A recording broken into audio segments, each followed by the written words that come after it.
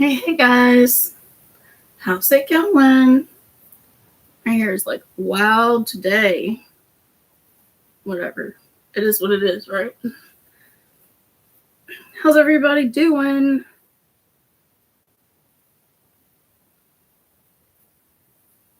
Just gonna pull this up. Man, you can see all my junk. Not sorry, Scorpio jokes. Hey Amber. Move all these boxes and stuff around in my office. I still have all this to go through, but it's less than what I used to have to go through. It's less than what I had to go through yesterday. So progress, right? It's all about the progress. All right, let me get this going on my phone so I can see all the comments and stuff.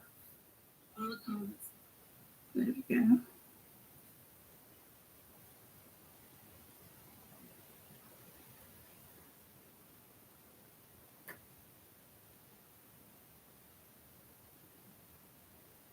I don't know why YouTube automatically goes to top messages in the live chat instead of like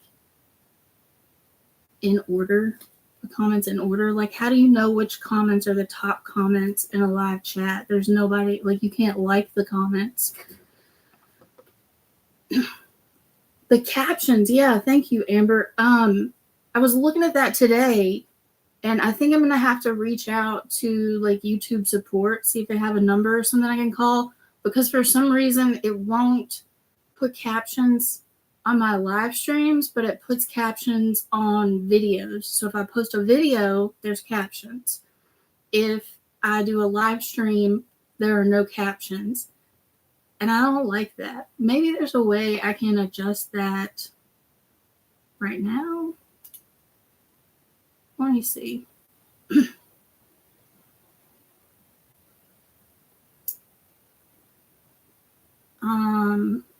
Yeah, because it has a place for like language and caption certification, title and I put on here that I'm streaming in language. The title and descriptions are that I'm streaming in English. The title and descriptions are in English, and it has a caption certification thing, but it doesn't give me an option to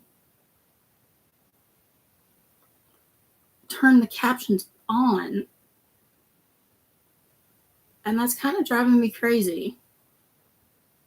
It has all this other stuff that is kind of irrelevant, but no captions.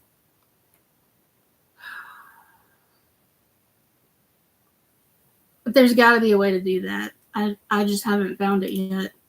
So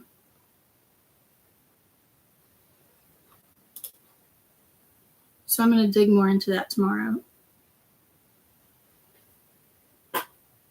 Like, it's not giving me an option on, well, wait a sec. Yeah, it says no captions are available for this video when I click on the thing too. I don't know why. Maybe I have to get some sort of caption certification to live stream, because even if I can hear really well whatever I'm watching, I still like to have the captions sometimes so I don't miss any words. I can hear the words and see the words. Yeah, we will definitely figure it out at some point. That's on my list of things to take care of first thing in the morning after Lethan goes to school. Craziness. Hopefully it's not a manic Monday, right?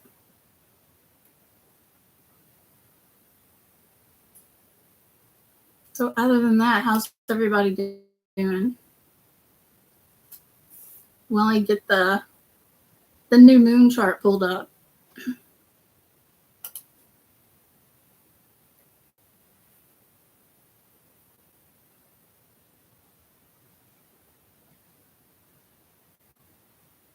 Oh, okay. Amber says it's going to be a wild Monday, and she's kind of excited. That's nice.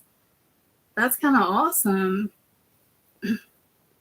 Excited for the craziness. That's always such a great feeling when you're not like dreading the excitement and the craziness, when you're actually like looking forward to it. Like, I don't know. Like you're gonna own that shit, you know? Like, come at me, bro. That's what my kids say. Come at me, bro. Change this to the local time zone. I'm in the house by myself right now. It's weird. It feels. I mean, it's nice. Obviously, it's nice when my family's here too. Don't get me wrong. But I really, really enjoy the quiet. So this full moon is happening on the 12th, which is Wednesday. Yeah, and it's gonna happen at. It's gonna be another early morning full moon.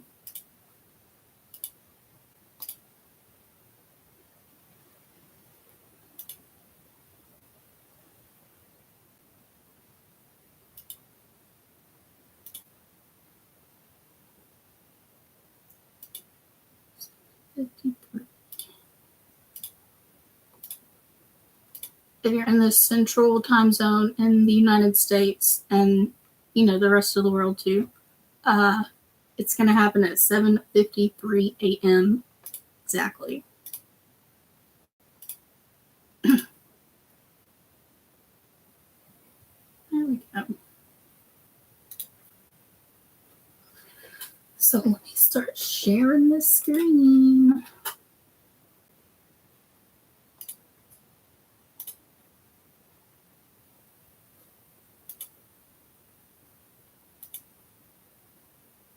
I don't know what that means. Ooh.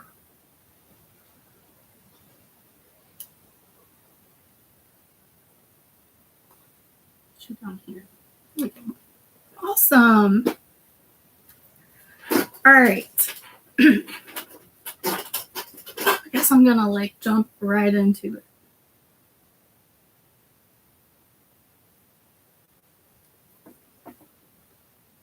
When I looked at this chart, because I have it in my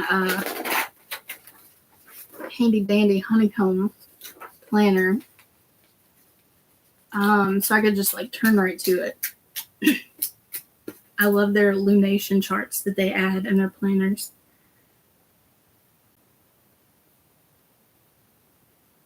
I was very unsure of how to articulate this.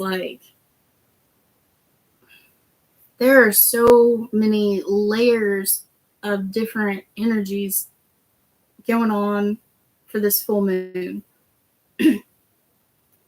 So I really had to take a second and breathe and organize my thoughts. Squeaky chair. And piece it together, you know what I mean? Sometimes when you're seeing the situation as a whole, it's difficult to look at one thing at a time. And then vice versa is true too. Sometimes when you're too close, when you're too in the details, it's hard to see the big picture, right? This time I was looking at the big picture and I had to figure out how to break down all the different pieces.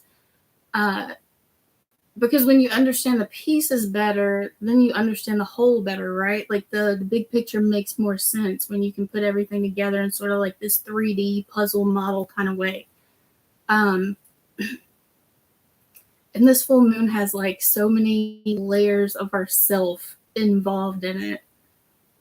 It's actually pretty exciting, and it's sort of the perfect follow-up from the new moon that we had with all those let's explore the underground tunnels of our subconscious and that whole system. Because now the sun is still in Aquarius, right? And the moon is across from that in Leo. The sun lives in Leo. So the moon is in Leo's house right now. Or the moon is in the sun's house right now. Leo is the sun's house. And it's really cool because the thing, the phrase that hit me was the moon is always reflecting the sun's light, right? And then a full moon is sort of the culmination of that reflection when it's at its most potent because it's reflecting the most light. But because the moon is in Leo right now, it's an even bigger reflection just because the moon is in where the sun is most comfortable, right? The sun is at home in Leo. So you can see even more of the sun's energy here. And the sun is like you, your personality, your self, your sense of self.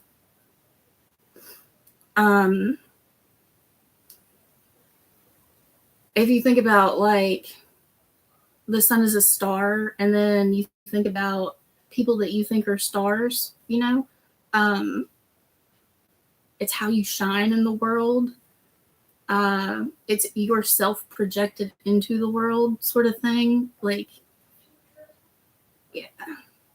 So that's the moon is really able to reflect that during this full moon. Sorry, I'm thinking about all those complex layers and stuff.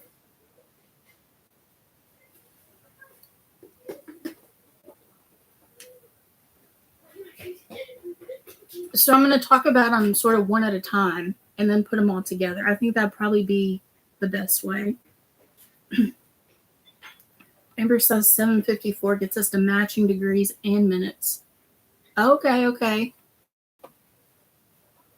Because there's still a 1 minute difference. So I can move that 1 minute. I wonder why they have 7:53 in here. That's cool. Thank you for that, Amber.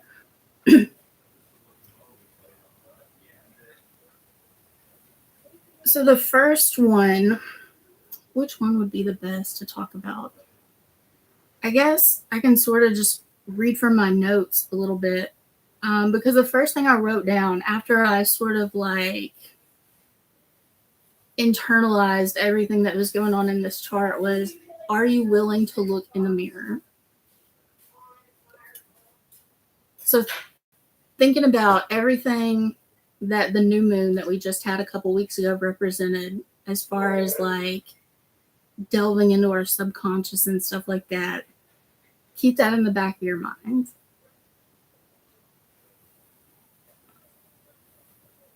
I think the biggest aspect that we have, here's the sun in Aquarius, opposition from the moon, right? Because that's what a full moon is.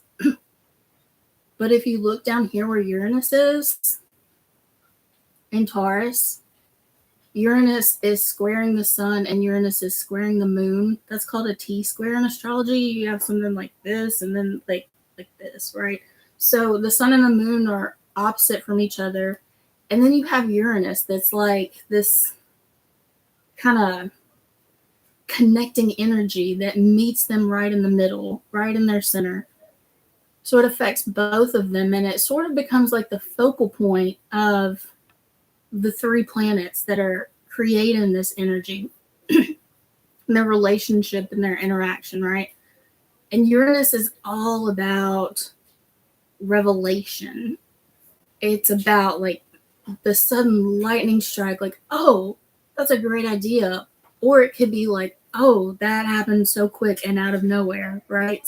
Things that you don't see coming, but sort of change the way you see everything or do everything. It's going to change everything in some way.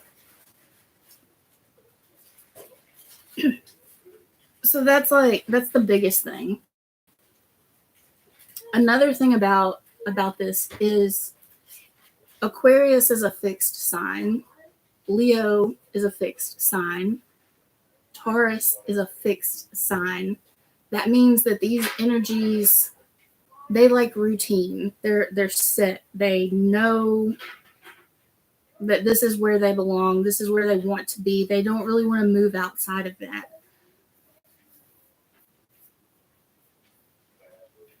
So you can sort of think of it as, this is me. This is who I am. This is the mirror, right? Do I want to look in that mirror in like a Freudian sense? Because the mirror is not going anywhere either. The mirror is there. You don't have to look in it. But Uranus might show up in a way that sort of puts the mirror in your face in a way where you can't help but notice it. You can absolutely ignore that. You don't have to look in the mirror. The stars, astrology, whatever, is not it doesn't control us, right? Something that controls how our life is going to be. We have free will. We can choose to learn the lesson or not.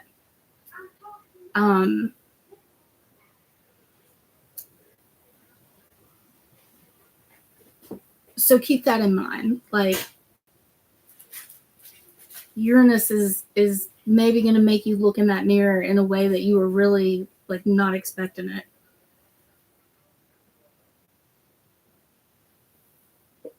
Here's what's going on with the other planets, because there are so many aspects to this full moon. And they kind of fit together in like weird ways. So the first one I think I'm going to talk about is let's talk about what's going on in Pisces and Cancer first. So we've got the sun right here in Aquarius and the moon over here in Leo. Mars is in Cancer, and then you've got Saturn over here in Pisces. The sun and the moon can't see Saturn and Mars right now because Cancer is right next to Leo and Pisces is right next to Aquarius. So if you think about it, like the sun and the moon are looking straight across from each other. If you have like 12 people all in a circle, the person straight across from you is the one that you're going to be able to see the best. The person standing right next to them, you're not really going to be that focused on because you're looking directly across. The person standing right next to you, you're not going to be able to see that well because they're too close, right? They're too close. They're not within your peripheral vision. So it's hardest to see the one that the sign that's right next to another sign. So the sun can't see Saturn and the moon can't see Saturn. The sun can't see Mars and the moon can't see Mars. But Saturn and Mars are working together, and they are working together very well. This is a trine, right? Because they're both in water signs. They're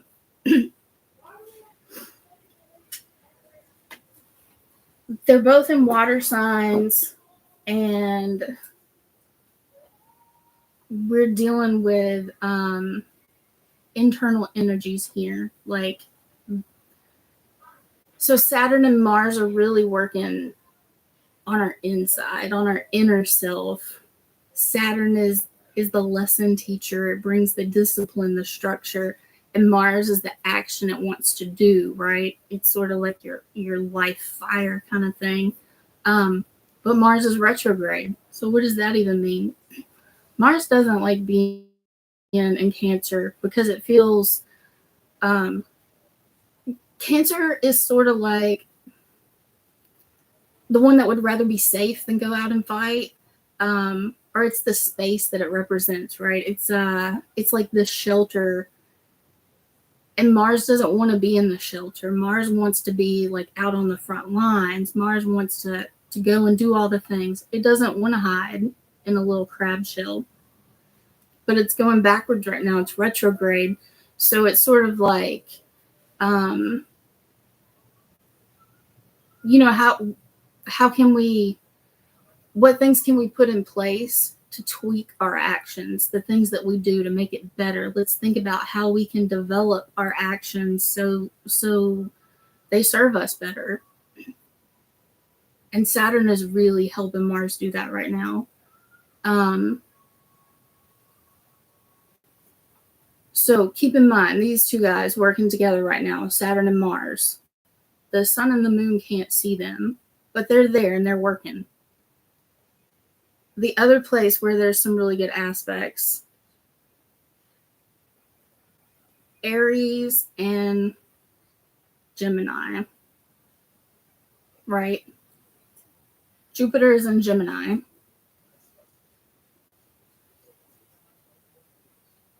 Gemini and Leo, that's called a sextile. It's sort of like a half trine. And trines are energies that work really well together. They can communicate very well. There's a good connection there. So a sextile is sort of like, it's that, just not as strong. So Jupiter and the moon, because they're sextile, there's a pretty good connection there, right? Like Jupiter is supporting the moon and what it's doing right now. And over here in Aries, you have Venus, and Venus is supporting the sun because it's the same thing. Aries is sextiling Aquarius. Gemini is sextiling Leo. Trying not to get like too technical with the math stuff because I want people to be able to understand it. And also Aries and Gemini are sextiling each other. So Venus is supporting the sun and Jupiter is supporting the moon. And Venus and Jupiter are supporting each other. Also, you have a trine between Venus and the moon. So Venus is really supporting the moon. And Jupiter is really supporting the sun because those guys are trining each other too. So you've got Venus and Jupiter that are really supporting this full moon energy. Venus being how you connect with things emotionally, right? The things that make you feel pleasure, the things that you desire, the things that make you feel good. And Jupiter is that growth, expansion, wisdom sort of thing. So if you decide to look in the mirror and like really take a good look, you've got a lot of backup to do that because Venus and Jupiter they have your back. They want you to feel good about it. They want you to learn from it. They want to help you see what you need to see so you can be your best self, basically. And then sort of in the background, playing a part, like not directly connected, but indirectly, is Saturn and Mars sort of setting up they're like, I feel like they're putting the plan together.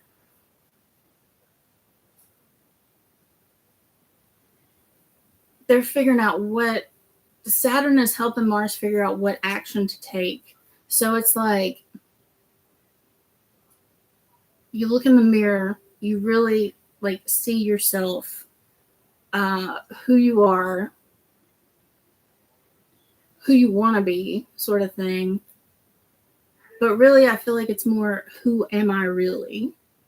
Just because of this Leo thing going on, right? Just because the moon is in Leo, I feel like this full moon wants you to, or is an opportunity to really look at who you are, not who the world wants you to be, not who you feel like you should be, who you need to be, or even who you want to be. Because sometimes who we want to be is based on external factors of like, I want to be this for somebody else. I want to be this for this reason. But who are you really? Venus and Jupiter are helping you do that. But then in the background, you've got Saturn and Mars kind of coming in saying, okay, what are we going to do about that? What structure can we put into place? What discipline can we bring to the table to make that happen? I think I said that pretty well, actually.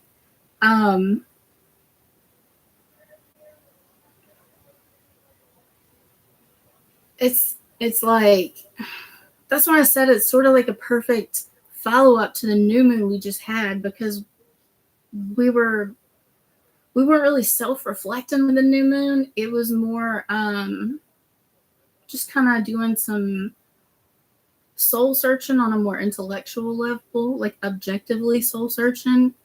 And this is like, okay, now what do I do with all that? How do I connect to it? How do I feel it? How do I live it? And I really like that energy.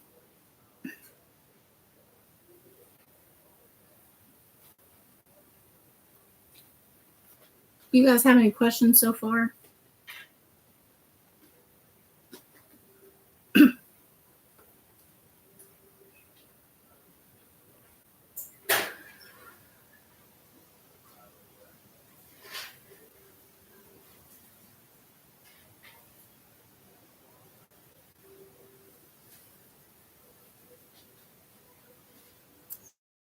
Another thing about this is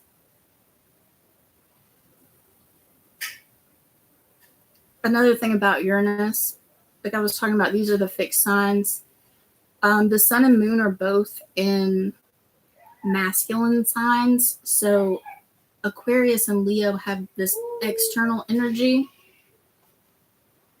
And Uranus down here in Taurus, this is a fixed sign, but it's an internal energy. So again, it supports that, like, take a look at who you really are inside and how can we bring that out. Scorpio comes into play, doesn't it always? This is an example of, you know how sometimes you look at your chart and you're like, oh, I don't have any planets in that sign, so what does that mean? That just means that you have to do a little more work to access that part of you, because you have all. Some of them are just more easily expressed in certain ways because there's a planet there. So with Scorpio up here, the first thing I noticed was that we've got Saturn in Pisces, Mars in Cancer. There's 3 signs in a complete trine because they make a triangle around the zodiac wheel, right? So when we're talking about the water trine, Pisces, Cancer, Scorpio is the third one. There's nothing in Scorpio. So how does that affect Saturn and Mars and what they're trying to do?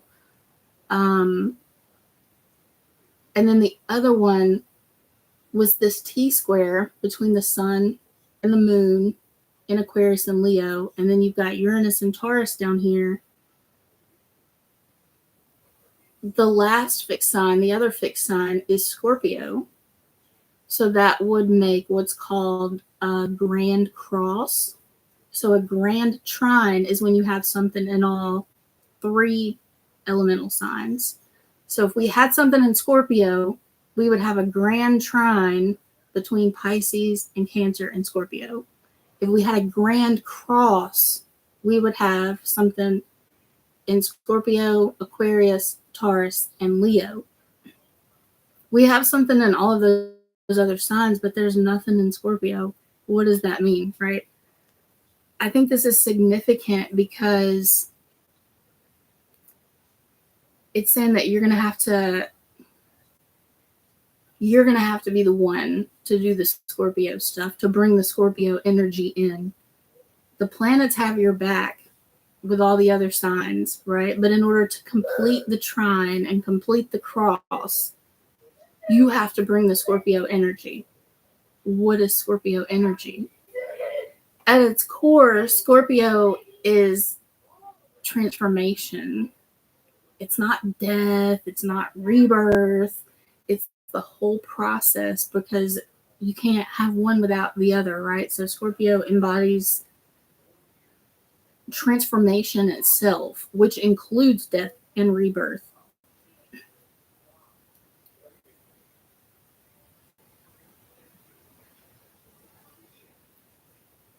What I wrote down was,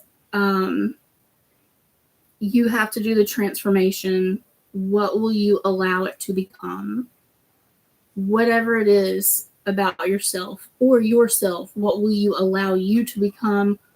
Or if this moon situation applies to like a certain thing in your life, what will you allow that thing to become? Right? But you're going to have to be the one to initiate the transformation and let it happen. You have to be the one to look in the mirror and see things, like see your reflection and say, what do I want to do about this? This is who I am. This is me. What am I going to do about that? What am I going to allow myself to become?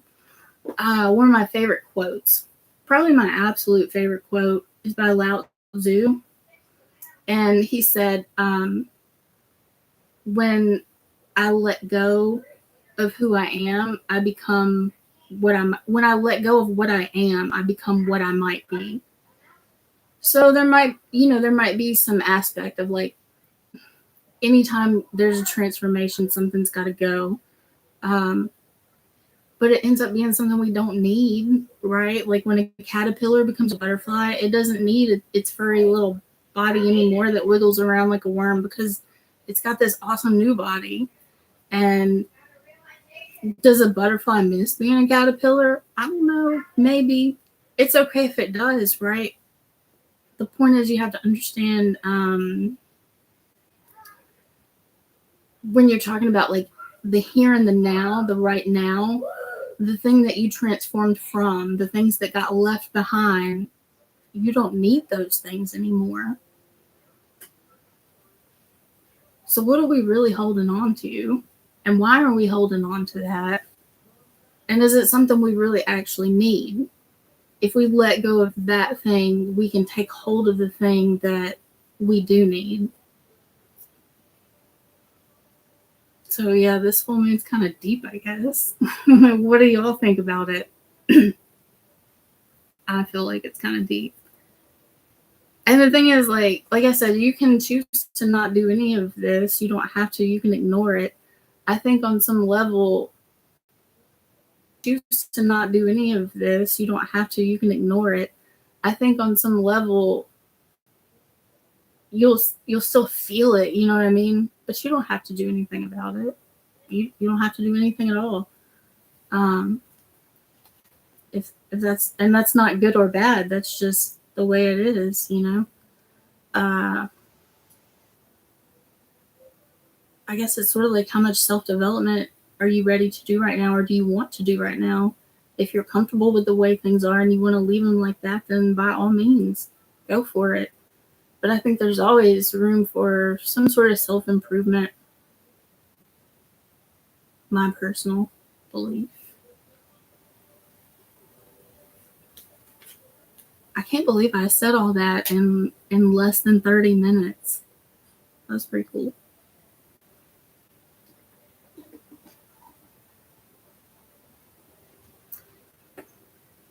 Another thing that I was kind of thinking about a little bit was the difference between revelation and revolution, because Uranus is sort of, when people talk about Uranus, they talk about revelation and revolution. So I was like, what's the real difference, you know? Me being a word nerd, I looked up the definitions, and I didn't look up the etymology for once, right? But a revelation is like a surprising and previously unknown thing, especially when made known in a dramatic way. It's exactly what Uranus does. And a revolution has to do with revolving, right? Like, it takes the Earth 365 days to make one revolution around the sun. So I kind of feel like you get the revelation, and then you can use it to revolve. The revelation creates the revolution. You know what I mean? It's like the action that comes after the revelation. That's just kind of how I put them together, because they sound very similar. They're only a couple letters off. And like I said, when people are talking about those two, they connect them both to Uranus. So I think Uranus is just sort of like the catalyst. The revelation is the catalyst that causes the revolution. Isn't that usually how it goes?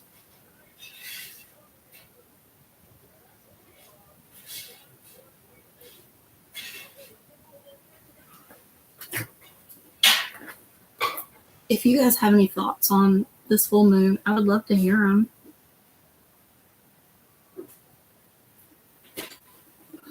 Sorry, I'm dehydrated today.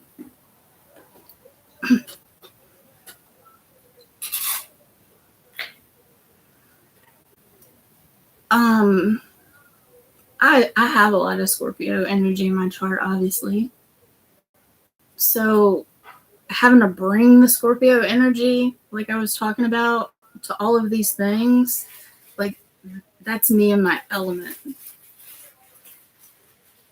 It's not the case for a lot of people. Most people dread that sort of work, that sort of task. Just thinking about it, they're like, oh, nope, nope, I don't want to transform anything. I'm not doing none of that. That does not sound fun. And I get that.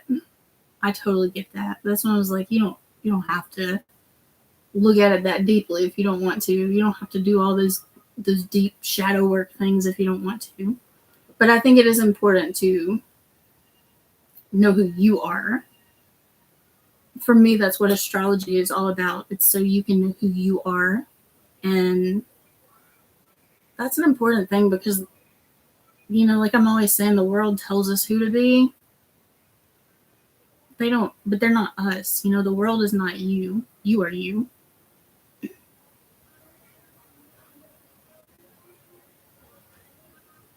So, like Amber said earlier, that she's sort of looking forward to the excitement of Monday.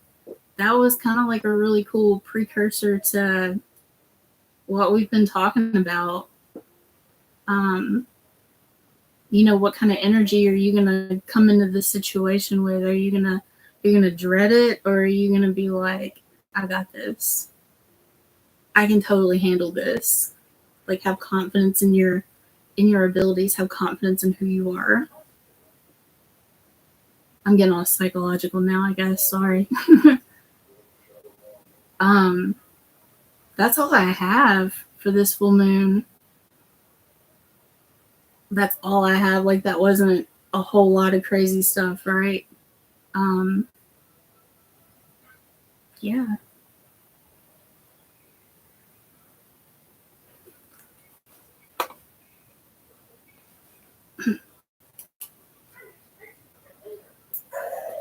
Let me know what you guys think. I would love to hear your opinions and interpretations, and let me know what you see in the chart. Everybody's going to see not exactly the same thing. You'll catch stuff that I don't catch, and I'll catch stuff you don't catch, and that's always fun. But that's all I have for this one. So I guess I will see you guys in 2 weeks when we talk about the new moon in Pisces. Thanks for hanging out with me. Thanks for chatting with me, and I will see you next time.